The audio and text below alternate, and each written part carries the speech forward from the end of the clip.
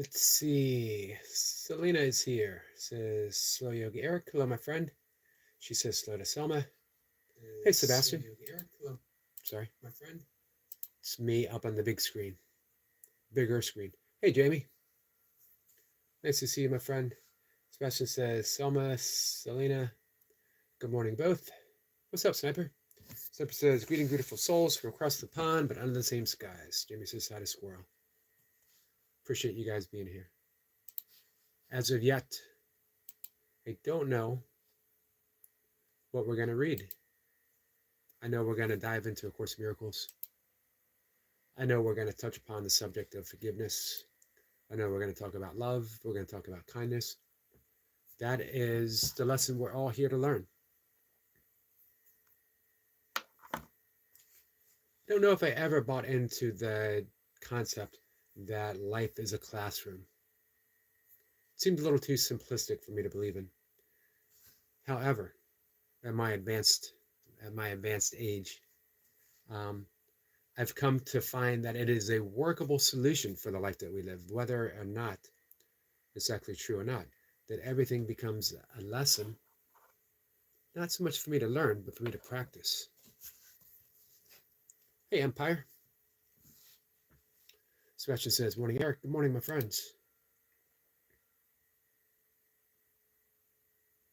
So I wrote about that this morning, inadvertently. I often stumble upon the topic that I'm going to write about. Morning, Skeeter. Hey, is it windy for you guys? Man, it's really windy right now for us. It's supposed to die down by the time I take my walk, but we'll see.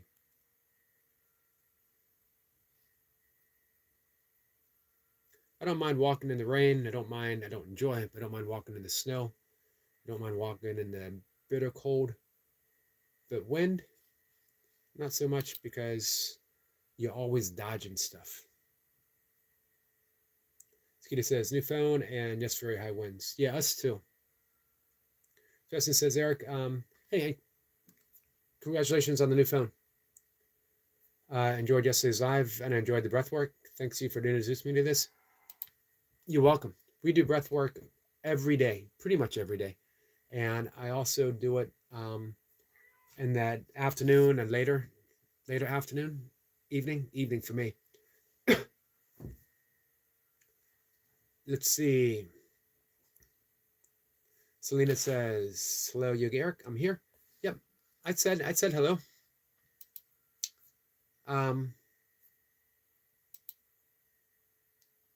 I think you might have been the first person I said hello to. Sniper says, when you're not alone, one of you will be teaching. Yes. Skeeter says, yesterday, one caught, 5 missed. I say they started to bite. Yeah, I bet. Even 5 missed is a good day. Selena says, hello, everyone in the chat. Hello to you.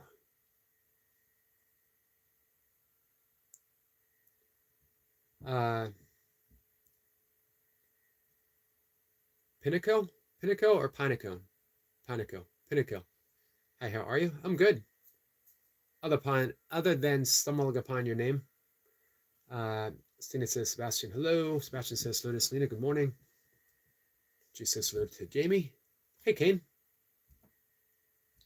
It says do a backflip. Okay, do a backflip. Do a backflip. We'll be here watching. We'll cheer you on. Skeeter says, hit and run. I can't win them all. Nope. But you know what? You have fun trying. That's the important thing. Man, you're out there doing exactly what you love to do, Skeeter. Can't say how much, I really can't convey how much I admire you and Bob. Just doing exactly what you love to do. Showing up every day and doing it. So what I wrote about,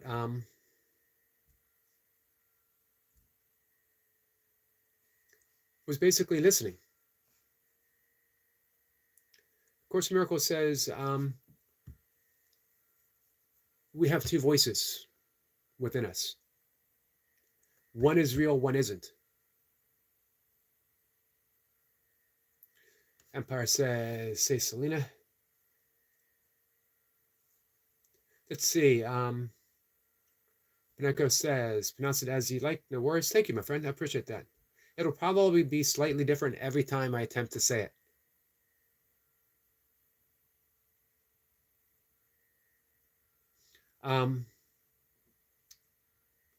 We have two voices.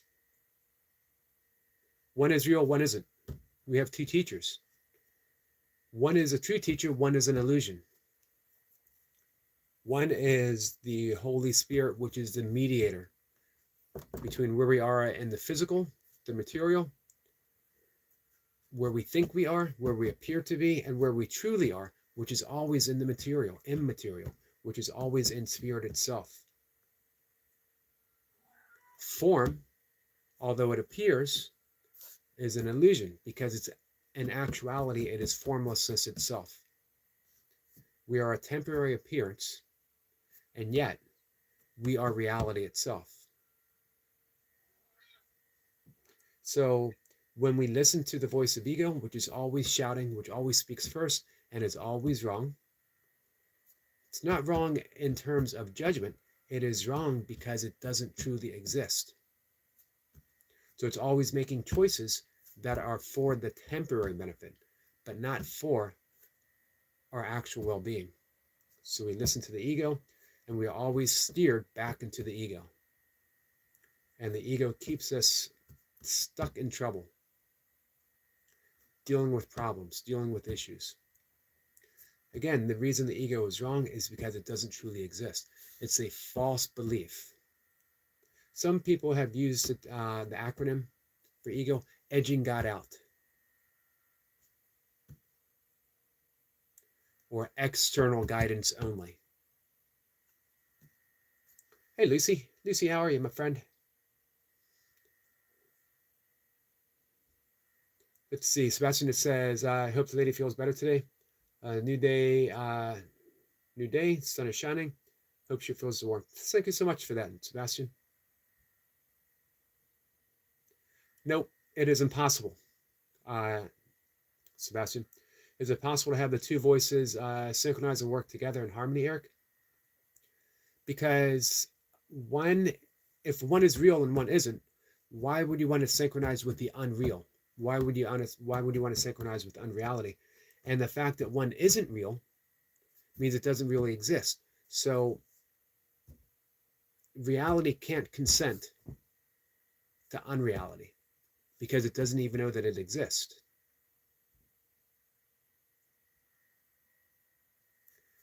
And when we attempt to do that, we're always attempting to drag God into this world, and yet God isn't even aware of this world. Now remember, someone might hear me and say, no, this is what I think, this is what I believe, which is fine. But here, especially in the morning live streams, I'm talking about the teachings of yoga, I'm talking about the teachings of Buddhism, I'm talking most specifically about A Course in Miracles, as well as my own 3 decades plus of mucking around and making mistakes and listening to the wrong voice and where it led me. Nowhere good, ever. Sometimes I thought it was good, and I thought, look at me, I got everything that I want right here and right now, only to watch it crumble and fall apart. Let's see. Selena says, Yogi Eric, I'm not telling how many voices I have in my head without my lawyer present. Understood. Remember one thing, every voice of the ego, and I will speak in many voices, all comes down to one voice, and that one voice is always, always wrong. Has it ever led to lasting happiness? It might have led to some temporary feelings of happiness as long as we had it, as long as we had what we want, as long as we had the person that we desired, as long as we had that perfect job, as long as we had that wonderful car, as long as we had this and that, as long as we had conditions that were met. But is that true happiness? Hey, Goldie. Goldie says, hi there, lovely people. Hi there, lovely Goldie. It can't be true lasting if it's based upon a condition. And every condition is going to change. So why the two voices can't be synchronized? Because one voice is always leading you towards conditions to be met, and the other is simply acceptance, patient, loving, kind.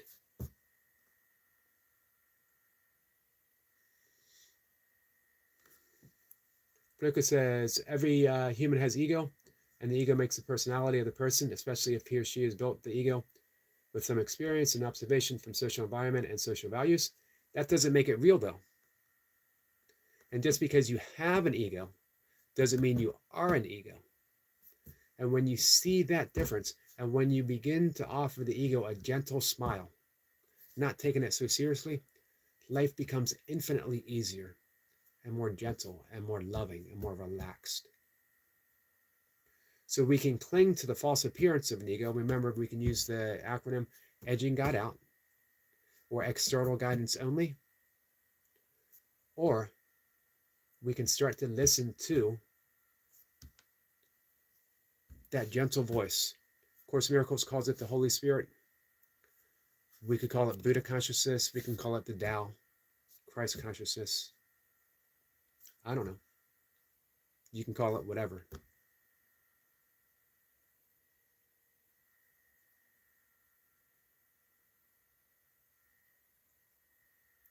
Sepa says, Selena, the celestial goes back to the Mayan before the arrival of the rainbow and seasons.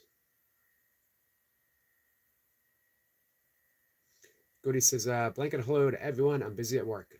Understood, my friend. I hope you have a good day at work today.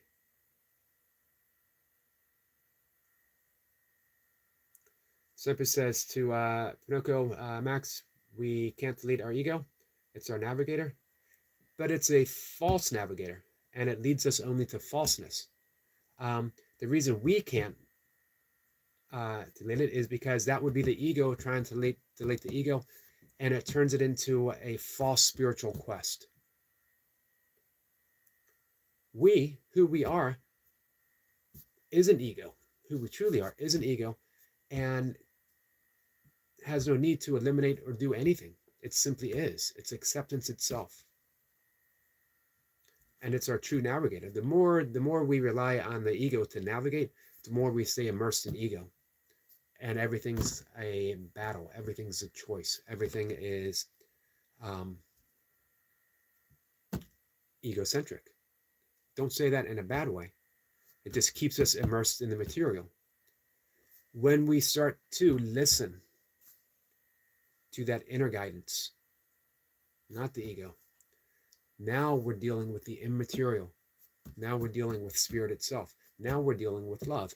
And in Kabbalah, they talk about the 99% versus the 1%.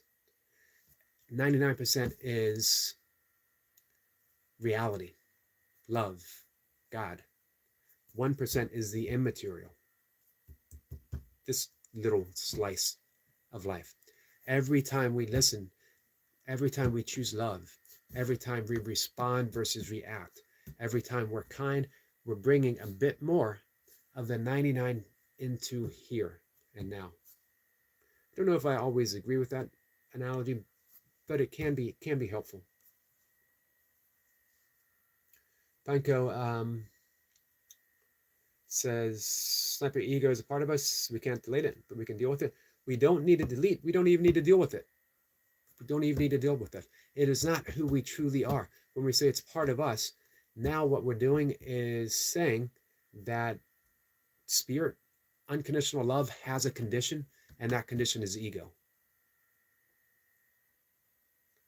There are people, and there are people that I've met, that are entirely devoid of association with the ego.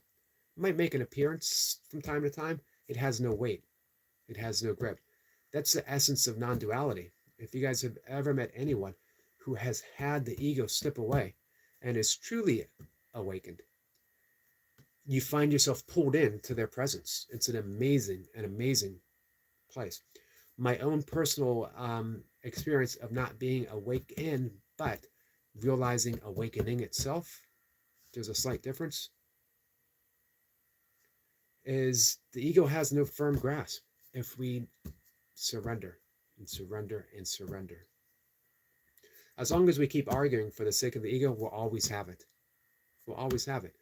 But if you realize there's two voices and only one is real, you start to turn towards that voice of reality that is always receptive, always responsive, always loving, always kind. Everything changes in an instant.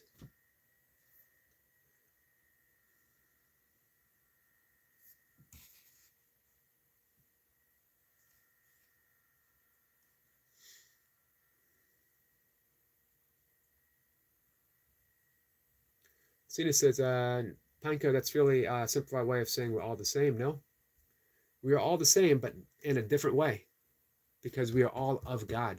We are all spirit. Spirit itself is sameness without distinction.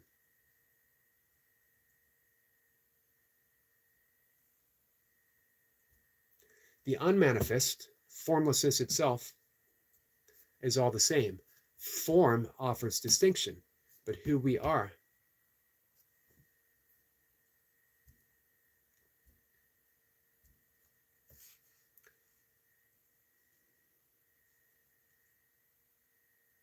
Sophie says, Selena the Celestial, I still have Agro in my head from 1991.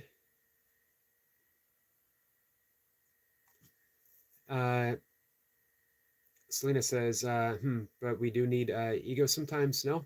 Why? Why do we need ego sometimes?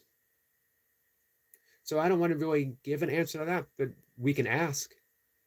If we were to engage Jnana Yoga is the yoga of self-inquiry, asking, who am I? And not settling on an answer. Then we see right through the ego. The ego doesn't exist. So why do we need something that doesn't exist? We think we do. We think we need it to navigate. However, in the absence of the thought of an ego, and the ego is just a thought, in the absence of a thought, who are you? And you might say, I'm never without a thought. In which case, I would urge you to meditate. And then you will have long stretches of time without the single presence of a thought. Who are you when that happens? Who are you in deep sleep, in the absence of a dream? Who are you? Are you an ego? How can you be an ego in deep sleep? So why do you need an ego? And again, ask yourself, and don't settle on an answer. Just keep diving in.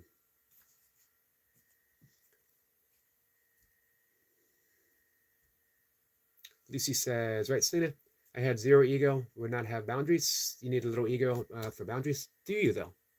What if you were without boundaries? If you were without boundaries, doesn't mean you don't have discernment. Doesn't mean you don't have wisdom. We always equate that. Without boundaries, people would walk all over me. There's no you. There's no you to be walked upon.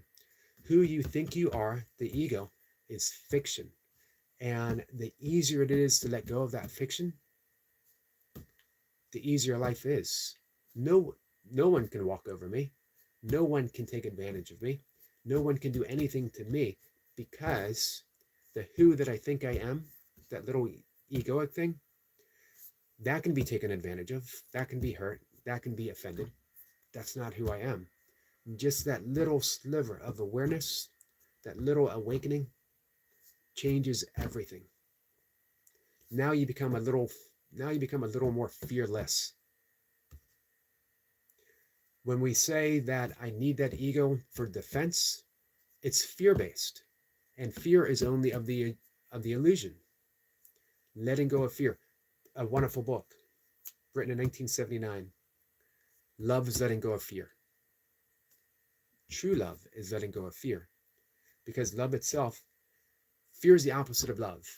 But that which is, this is straight from A Course in Miracles, that which is all-encompassing can truly have no opposite.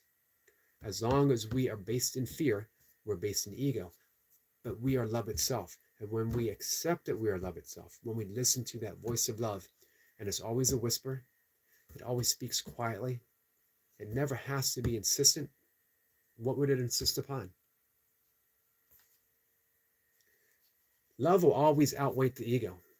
And love will always say, that's okay. Go into the world. Be an ego for as long as you need to be an ego. But I'll be here. I will continuously whisper to you the ways of love. I will teach you when you're ready to learn. But go ahead. Be an ego. Do this and do that. It's absolutely fine. Love doesn't rebel. Love doesn't say, how dare you? How dare you disassociate from me? How dare you pretend to be something else? Does the ocean ever worry about boundaries of a wave? Does the ocean ever say, whoa, the wave is getting too big? What if another wave crashes into me and I cease to be a wave? The ocean always remains patient. Doesn't concern itself with waves because it knows, hey, I'm appearing as a wave. It's the wave itself that says, hey, look at me, guys. I'm special. I'm a wave, and I'm bigger than that wave over there. I'm smarter than that wave over there. I love this wave, but I don't love this other wave. This wave's my enemy. This wave's my friend. And the ocean just laughs patiently, saying, eventually, you all crash back into me. That's okay, Selena. Selena says, I've had zero boundaries, and it was unpleasant to say the least. You haven't. You have never had zero boundaries. You, who we keep referring to, is an ego. And of course, the ego is going to have boundaries, or it's going to say it doesn't have boundaries. Who you truly are is boundaryless. We cannot put a boundary within God. We can't have slices of silence. Silence is silence. That's saying that, and silence is all accepting. Silence hears this, allows this, doesn't make distinctions.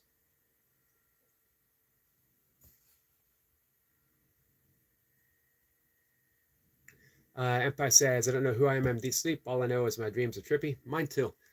But here's the thing. That's a perfect place to start. I don't know who I am.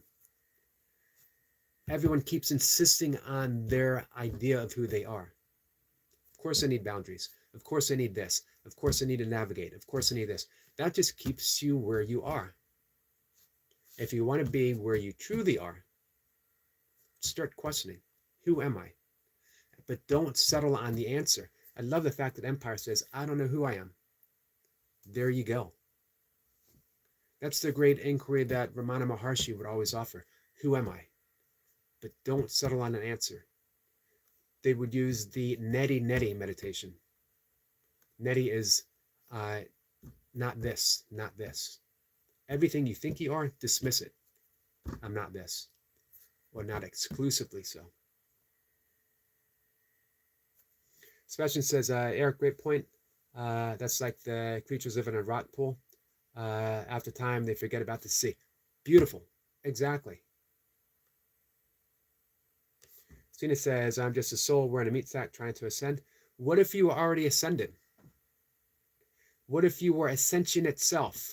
What if you were that which has always been and always will be, who is pretending to be a meat sack for the sake of fun, for the sake of duality, and yet who you are is always non-dual, non-duality itself.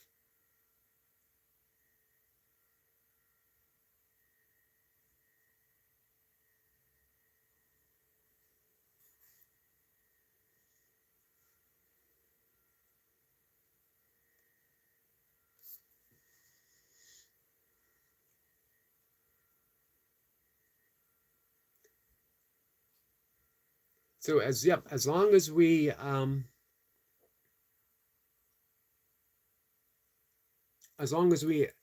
insist otherwise, we are otherwise. As long as we insist that this is all there is, hey, I am my boundaries, I am my thoughts, I am my beliefs, I am my limits, we get what we get, which is fine, as long as you want it. I will never try to argue and convince you guys otherwise. I just offer my own experience, offer my own, let's call it boundlessness itself. That there's this little tiny speck of Eric who no longer wishes to be shouting in the wind, no longer wishes to be shouting in the void.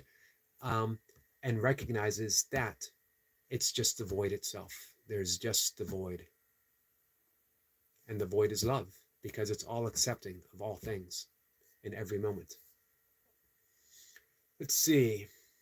Hey, Maddie, my friend, how are you?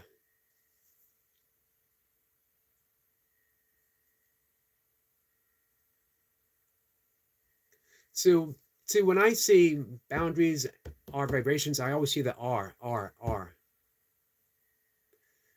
And that puts us right back into ego. I am my boundaries. I am my vibrations. I am controlling. I am this. But we're none of that. Trace a vibration back to its source, and what do you have? And there, you'll find yourself. Limit yourself to a vibration one or more, and you've limited yourself. Let go of the boundaries, let go of the vibrations, just keep coming back to tracing everything. And where do you get? Trace a thought back to its source, and where are you? That's who you are. Trace a wave back to its source, and where are you? That's who you are. Trace everything back to its source. Be that, because guess what? You already are.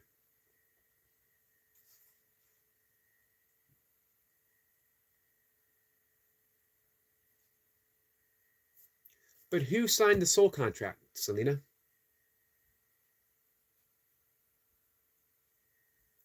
Who was it that signed the soul contract?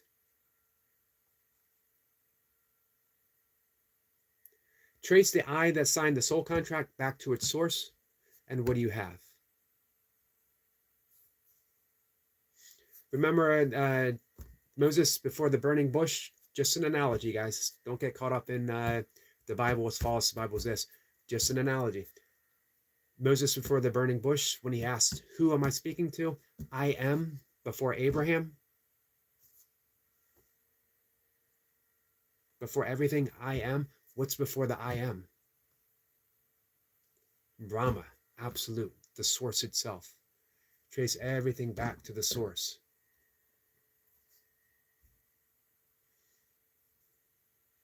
Lucy says, I feel I've been here before too, Selena. Also, I think I lived life on other planets before too, aka Starseed. Sebastian says, Eric, there was something you said yesterday that resonated with me, and it was attention. And I think the nicest thing we can give for each other is pay attention, devote a little time. Yes. Selena made a great point that, remember, this is attention of a loving source. It's that little gift of love that we give with our attention.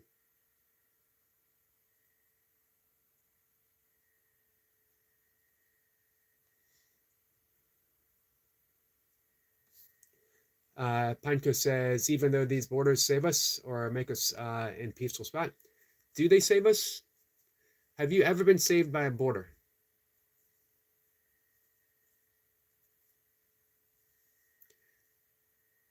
Borders are always shifting. They're always moving. They're always fought over. How can you be saved if something has to be fought for? Is there ever a peaceful spot within borders, or are you always defending a border? If you're always defending, that's just a subtle form of attack. If you're always attacking, are you truly at peace? And here's the thing, find out. Trace every border to its source, and what do you find? Sourcelessness itself. Borderlessness itself. Cine says it's not about who signed it, but what? It's kind of energy, soul, spirit. Energy, soul, spirit. So then what would be the reason of signing anything? What's the end result of a soul contract? I'm not arguing against. I'm just saying it comes down to the very simplicity itself. Imagine if your one and only goal here was peace of mind. Everything else is a theory. What if your one and only goal was true peace of mind, unconditional, unshaken, and that you had the ability to return to that no matter what was presented to you?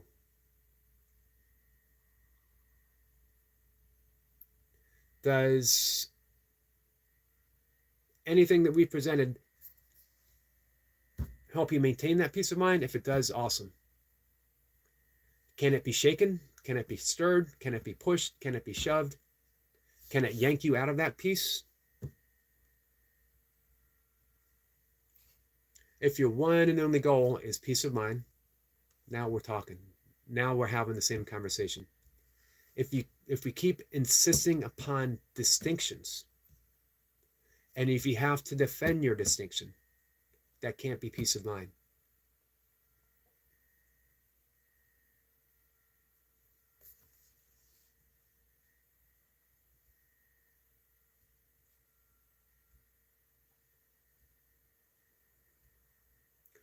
Zipper says to Selena, I've come to realize the older the soul, the older the soul returns, the more of an observer than a participating we become. But what if there was only and always just the observer, and that even the observer, the I am, was just an appearance from the absolute, from Brahma? If we were to trace everything back to the source, then all of that is just an appearance. And an appearance is not reality. An appearance is simply that. The reality is always the oneness, the sameness, the isness itself.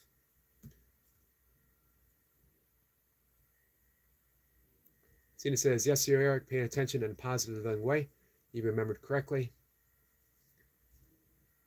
Sebastian says, Selena, beautiful, I agree wholeheartedly. Let's see, unless some things are worth defending, though. Like what? Let's put that out there. What is worth defending?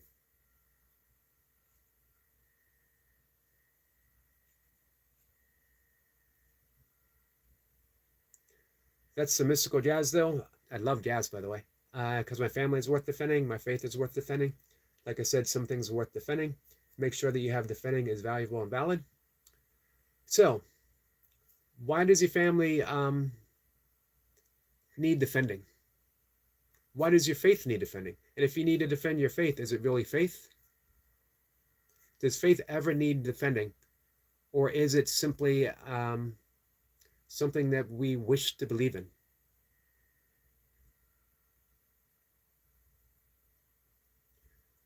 If anything feels like it needs to be defending, then it can't be real, right? Because we need to maintain it. Now, here's a big difference. Don't confuse what we deal with in the appearance of form as real. And the appearance of form, we're doing all kinds of stuff. We're busy. We're, defending this, defending that. We're fighting over borders. We're declaring our beliefs. We're shouting our thoughts. That's the busyness of the world. What we're talking about here is absolute love. We're talking about Brahma. Does reality itself ever need defending? Does love ever need defending? I'm not talking about affection. I'm talking about the true absolute love. Selena says, time here on earth should be spent wisely, peacefully, and lovingly. Would be nice.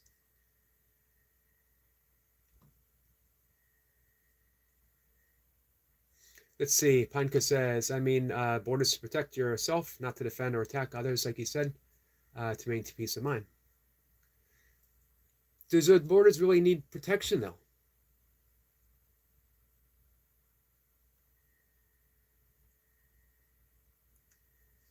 If you're defending, your peace is worth defending. If you're defending, you're not at peace.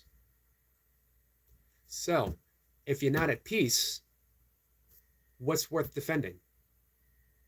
All you're defending is your defense. Let the defense go and find out who and what you are. Chuck Mandroni is gas. Sort of. Sort of. If so, he's my favorite. I guess it depends on how you define defend. I don't care to defend a country or land, but it would be hard to defend or protect my fam. So, yeah, I see what you're saying.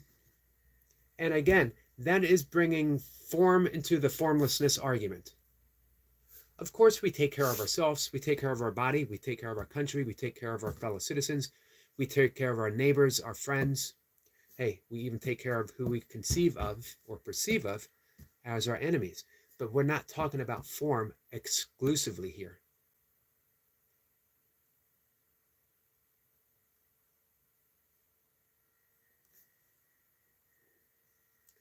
Let's see. We've said if you're a lover, you got to be a fighter. If you don't fight for your love, what kind of love do you have? You have affection. If you fight for your love, you have affection. You don't have true love. How can you ever fight for love? Think about that. Truly, truly think about it. How could you ever fight for love? Fighting and love. Fighting doesn't even exist in love. Love can't even acknowledge fighting. Sebastian says, Eric, that's really interesting. An eye-opener for me. The biggest weakness is my defensiveness in nature. I can mistake it for criticism.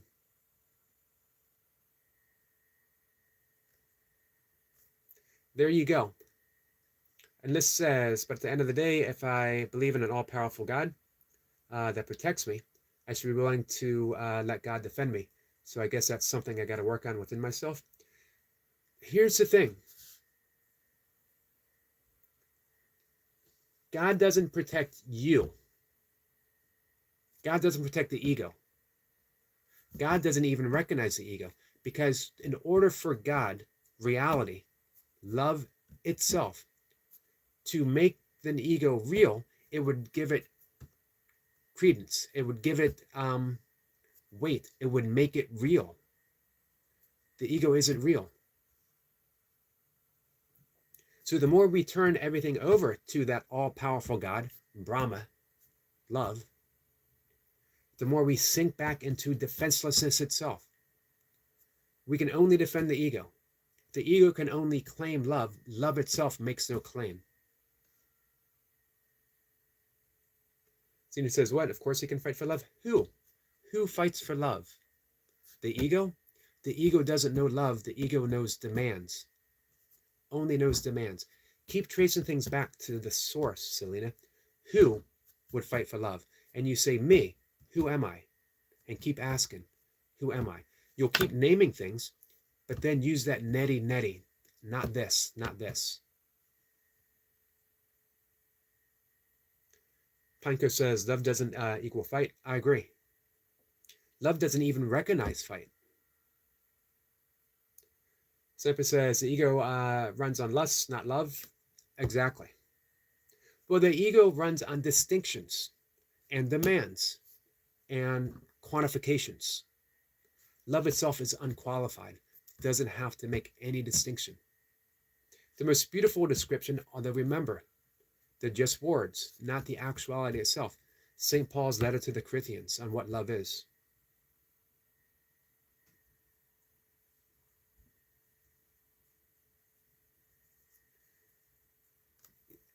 See, as long as we're using language, I'm ready to fight for love. I'm ready to do this. I need to defend.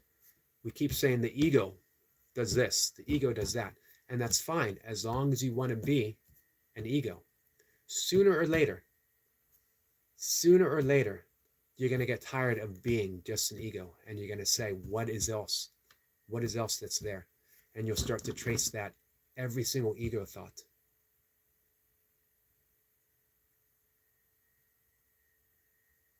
Cena says, where are the women at? Outrageous talk for men. You're all wrong about love, Eric.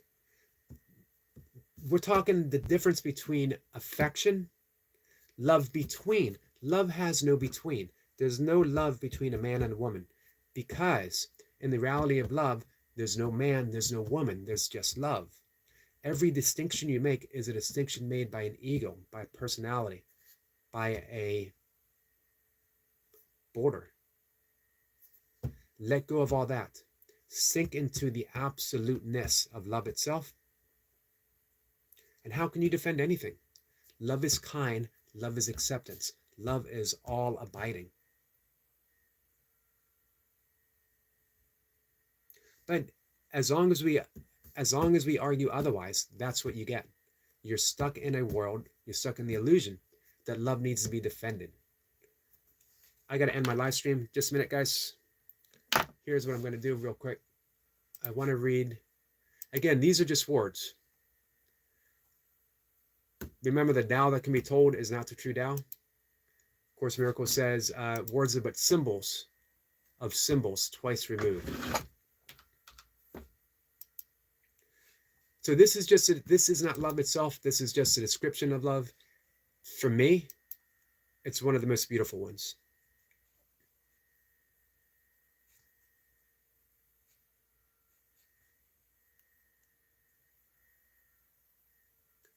St. Paul's letter to the Corinthians. Love is patient. Love is kind. It is not jealous. It is not pompous. It is not inflated. It is not rude. It does not seek its own interest. It is not quick-tempered. It does not brood over injury. It does not rejoice over wrongdoing, but rejoices with the truth. It bears all things, believes all things, hopes all things, endures all things. Love never fails. Absolutely beautiful. See, but here's the thing. We keep saying fighting for love. Who is it? Who is it? Who is it? Keep going back. Who is it? Who is fighting for love? Love itself can never fight for itself because it just is. And love is all accepting, all pervading, all things. Why would it fight for anything? But as long as the ego wants to fight. There you go. Sebastian says, I get that, Eric. True love would be pure partnership of two souls. If you're fighting, there's no issue. And even saying two souls, we're making a distinction. There's just soul. There's just undivided, perfect oneness, onlyness. There's nothing to fight nothing. There's nothing to fight nothing. There's nothing to fight over because there's no thingness itself. Trace the ego back to the source. And what is there to fight?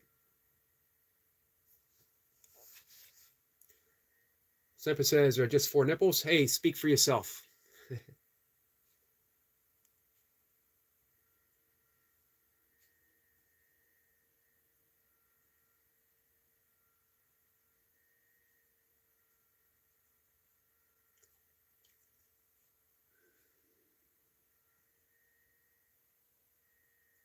Steve says, the relationship is worth fighting for when love and respect coexists with a mutual willingness to grow. That's what I mean by fighting for love. But you're fighting for a relationship. And a relationship isn't love. Relationship is part of the material. We're talking about 2 totally different things. If we keep insisting upon this, the illusion, let's step outside the illusion. Let's step outside of the illusion that a relationship is even possible. Because if there's only one thing, Brahma itself, we keep talking about duality in a non-dual existence.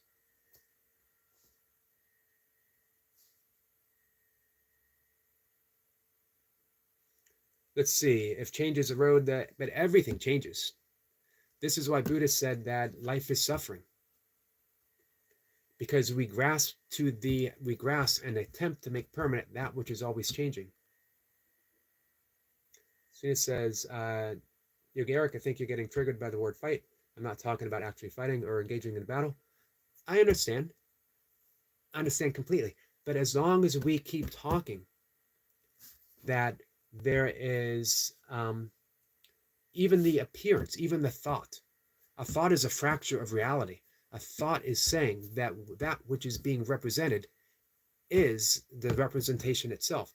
It's like going into a restaurant and reading a menu and saying, when the waiter comes up, are you ready to order? And they said, nope, I just read the menu. I'm stuffed.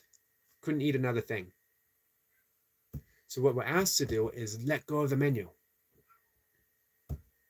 The map is not the territory. But we keep confusing the map. We keep saying this, the map, is reality itself. It isn't. So we can keep navigating on the map, or we can let go of the map and be love itself.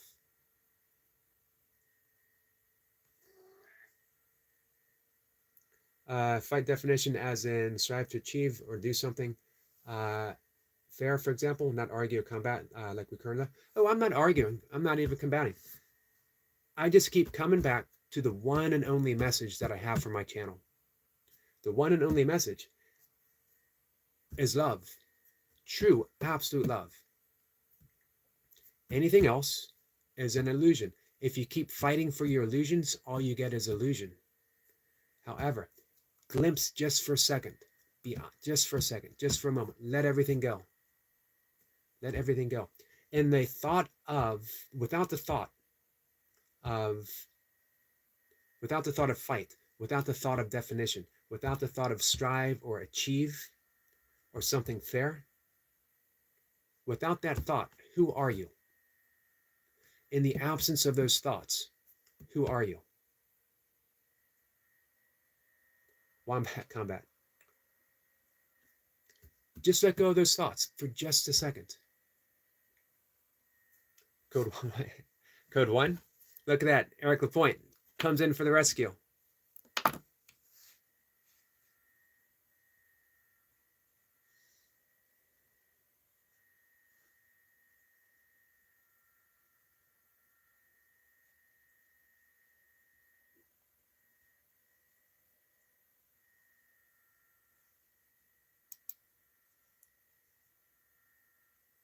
So,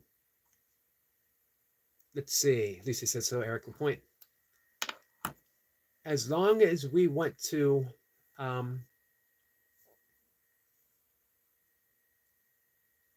insist upon ego, we get ego. As long as we insist upon defending something, we have something to defend. As long as we insist upon a story of love instead of love itself, we get a story of love, which is fine, which is absolutely fine, as long as you want it. But eventually, we don't. Panko says, so love doesn't need effort. Beautiful. Love is kindness itself. Love doesn't even need forgiveness, because what would love forgive? But we, and by we, I mean the egoic belief of who we are, we need forgiveness. We need to do this. We need to do that. As long as we believe that that is what we are. But the more we listen to Spirit, the more we truly, truly listen, the more we listen to the voice of love represented by the Holy Spirit or the Tao or Krishna or Jesus.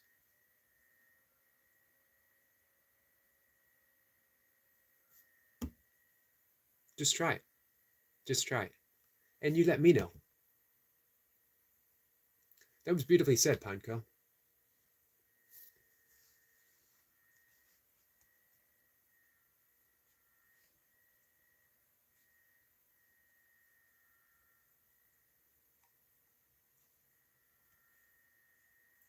Eventually, Sniper says, for ads watch, Derek. Thank you, Sniper. Much appreciated. Eventually, we get tired. All of us. We start to listen to the voice of love because we're tired of everything that changes. This relationship after this relationship after this relationship. I have fought for many, many, many relationships, trying to make them right. Insisting upon compromise by me, insisting upon compromise by someone else. Again, eventually you see that in the world where everything changes, you start wondering, so what is it that's changeless itself? Can I begin to relate to that instead of all the changes? And the second sutra, Patanjali's Yoga Sutra, right from the beginning. Yoga is experienced in that mind which has ceased to identify with its vacillating waves of perception. Everything we perceive is a wave of perception, but it's not reality itself. Yoga is experienced when we cease to identify. So the perceptions are still appearing. The ego is still appearing. The need to defend is still appearing. The need to have walls, the need to have boundaries, the need to have a relationship that needs to be fought for. It's all perceptory waves. But through the practice of yoga, through the practice of meditation, through the practice of breath work, through the practice of simply letting go, we cease to identify with the waves, and we now identify with the ocean. And the ocean is always pure, unconditional love. It smiles upon all the waves fighting over this, and knows that eventually you'll fall back into the ocean. Eventually, you'll get tired of just being a wave. Here's the thing. Awakening is when you go, yay, I'm a wave. And I get to experience all the wonderful waviness stuff that's going on. But I'm not just a wave. I'm that ocean, undivided, without distinction, pure and unconditional. Welcome back. Welcome home. That's what we're talking about here. Anything else is an argument. Anything else is a debate. And if you wish to argue, if you wish to debate, it's just one wave pointing and arguing with another wave. Absolutely fine. Or we could each surrender and say we're waving at each other, literally, but we're the ocean having fun.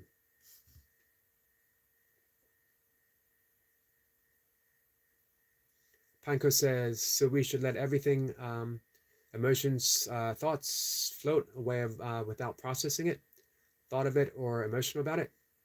Well, we don't need to do anything, because every thought and every emotion is already floating its way through us. Already is. We can learn to nod at it. Salute. Salute to that wave. Salute to that emotion. Salute to that thought. But it's not who we are.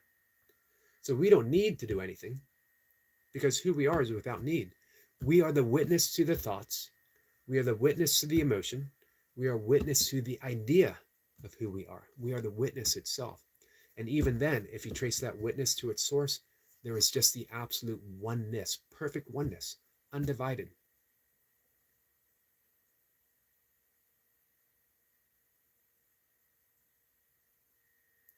Sina says, Yogi Eric, I think I triggered something in you. Not even remotely. Not even remotely, Selena. However, I am always insistent upon coming back to absolute love. I'm always insistent upon all this coming back to this. All the outer stuff coming back to the ultimate inward experience of love. Always. Sebastian says, Sina, you didn't. I think the points you raised made for a wonderful session and has got me thinking, to be honest. Nice.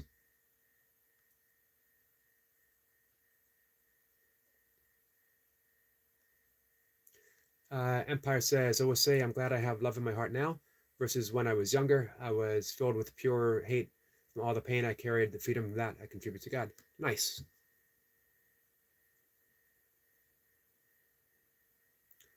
Empire says, even if it's not perfect love all the time, I try to always better myself. Love is perfect all the time, but our perception of love is always wavering, always changing, always different.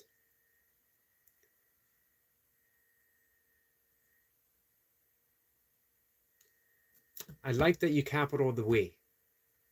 Panka says we do not interact with it. Well, we can interact with it. To interact with it would be to make it real. Hey, Goga, my friend. Blessings, my demure twin brother. Blessings to you, my friend.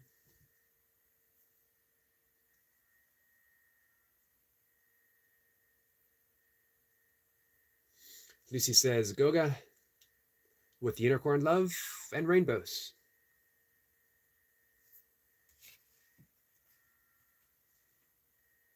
Sebastian says, okay, I'm quite a lone wolf, but there is a feeling like I've reunited with the pack, and I feel the love. Awesome, Sebastian. Goga sends some blessings to Selena. So, hey, Key Art Gallery says, hello to everyone. Welcome, my friend. Jimmy says, hi, Eric. Hey, Jamie.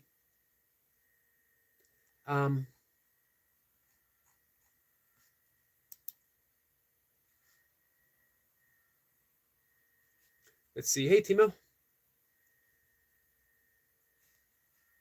Welcome, my friends.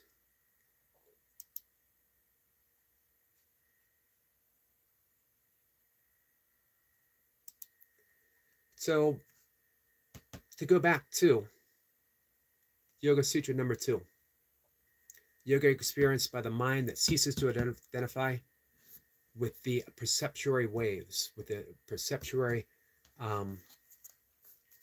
vacillating waves of our perception. Our perceptions are based upon our projection. Projection is always of the ego. Projection is always based in fear. Always. We're living in a world that is based upon fear, that causes division, that causes the need to defend. However, for just a moment, yoga is experienced by the mind that ceases to identify with those perceptions. And in that moment, in the moment of pure yoga, there's only love. And love doesn't project, love extends. So we have two voices. You see how it goes back to the beginning of the conversation? Two voices. Are you defending? Are you perceiving? Are you projecting? Is there any fear base that I need to defend, I need to project, whatever? Or you can listen to the only true voice, the voice that is quiet, silence itself. Remember, it's the space between notes that makes the song, the space within the vase. I just wanted to be fancy and saying vase. I actually say vase. I also say envelopes, and I also say apricots. I don't say apricots. Sometimes, though, I like to get a little fancy. It's the space offered by the vase that allows the flowers to be held. It always comes back to that spacelessness, openness, spaciousness. Love is always gentle. Love is always kind. Love doesn't insist. How could it? Because it's all accepting. There's no need. So, to experience yoga, all we got to do, for a moment, cease to identify with every argument you make for your perceptions, and just stay there for a moment, just for a moment, and see what's there.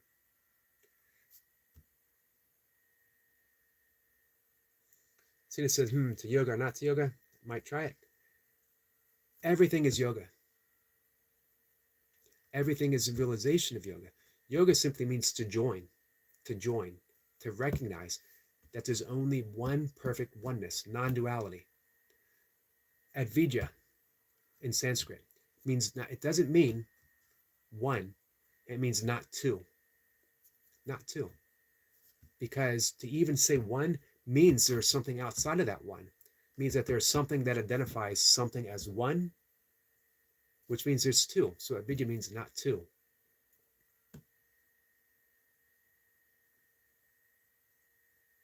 Let's see. Timo says, hey, just Yogi, Eric, my friend, I sent you a link for my new video. I'm so happy to have now a flying cam. Wow. I'm not any more limited with my creativity. I'm going to check it out. I'll check my email right after the live stream. Thank you, Timo.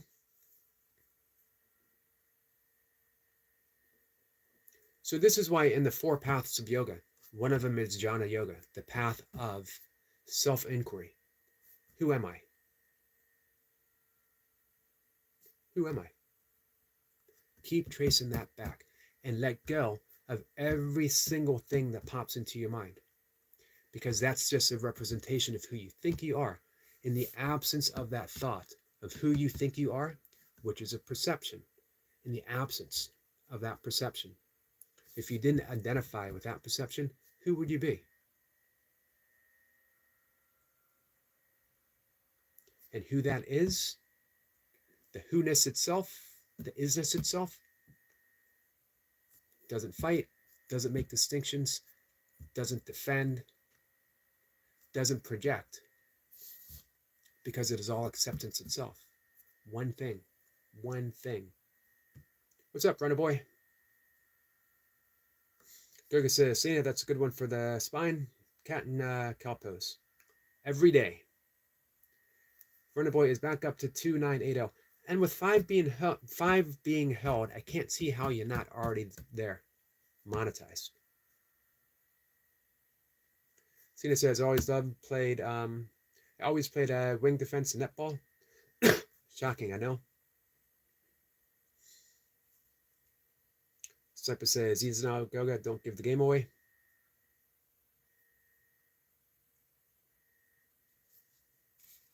Cena says, Yogi, I am a team player. Does that count? Everything counts. Sabine says, so Yogi Eric, I was the whole time in the background and listening. I have to admit, this is a very good session today. Thank you. Pinecook says, is talking to yourself considered a sort of yoga? Interesting. Everything's yoga. But if we're talking to ourselves, now we're making the distinction of there's a self to talk and a self to listen, which brings us back to duality. Yoga is the experience of non-duality itself. The witness witnessing itself witnessing. Infinite regression.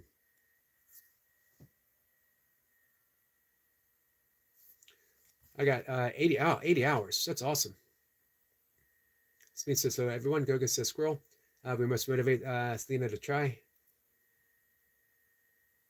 Yep, you got to wait 5 days for that. Yep, you're there. Hey, C4, my friend. Yoga means connect. Absolutely. Our good friend C4, who came up and gave a wonderful talk on the live stream yesterday. And his message came back to love. Man, it was wonderful how you wrapped that all up.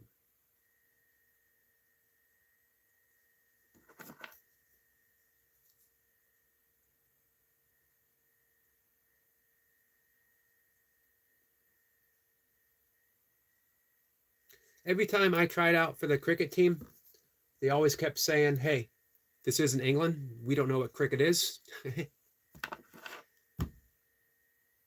No wonder I never made the team.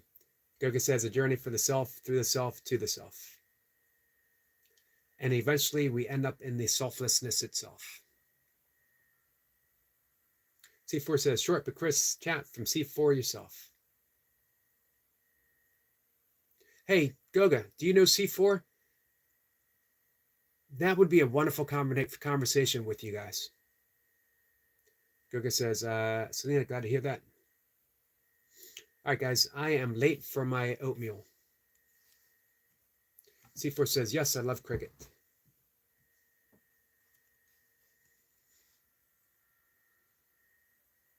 Goga says, scorpion pose, squirrel.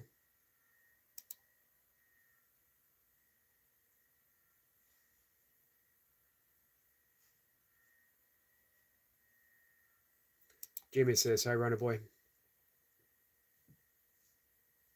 C4, you would love to have a conversation with our friend Goga. Jamie says, have a great day, Yogi, and everyone. You too, Jamie. Emperor says, peace, bro. Have a great meal. Thank you. Much appreciated. Runner boy says, oh, someone is called C4 here. Yep. C4 says, I'm lazy in workouts. My brain works out more. Goga says, take care, Jamie.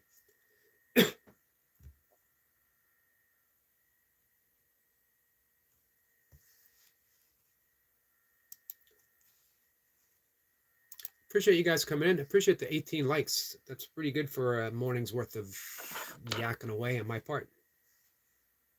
Yes, I said yakking. C4 says, yeah, no. Sniper says, then you will know the silly mid on is a position that no player is second thinking about. Sebastian says, Eric, have a lovely workout, and we'll catch you later. Thank you for some interesting chats. You're welcome, Sebastian. Thank you so much.